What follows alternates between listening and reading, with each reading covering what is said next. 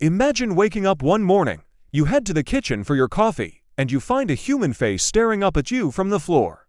Not a drawing, not a stain, but a face seemingly growing out of the concrete itself.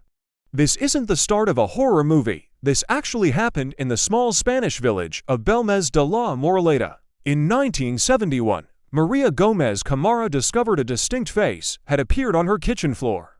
Terrified, her family tried everything to get rid of it. They scrubbed it with acid, but it wouldn't budge. In a final, desperate act, her son took a sledgehammer, smashed the entire section of the floor, and poured fresh concrete over it.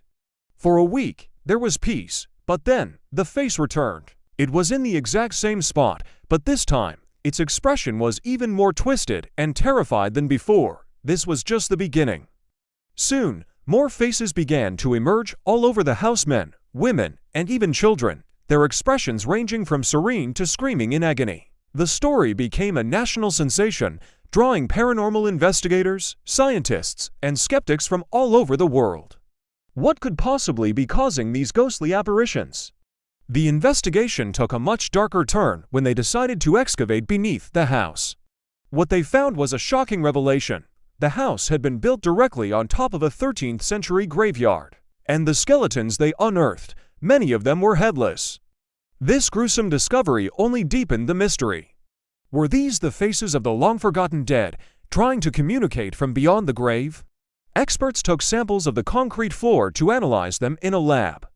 They were looking for any trace of paint, dye, or chemical agent that could explain the images. The results were astounding. There was nothing, no external pigments of any kind were found. This suggested the impossible. The faces were forming from within the stone itself, a process scientists couldn't explain. As if the visual evidence wasn't chilling enough, paranormal investigators brought in electronic voice recording equipment. When they played back the audio, they captured what sounded like a child's voice, crying out in Spanish, "Mama, quiero a mi mama," which means "Mom, I want my mom," seemingly coming from beneath the floor tiles. The voices spoke of pain, of being trapped, and of searching for something they had lost.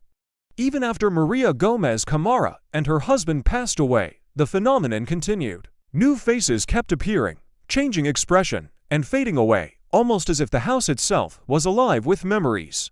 To this day, the Belmez faces remain one of the most compelling and documented paranormal cases in history. So what do you think? Is this a case of a floor haunted by the tragic memories of the dead buried beneath? Or could it be one of the most elaborate, long-running hoaxes ever orchestrated? The evidence is there, but the truth remains just out of reach. Let me know.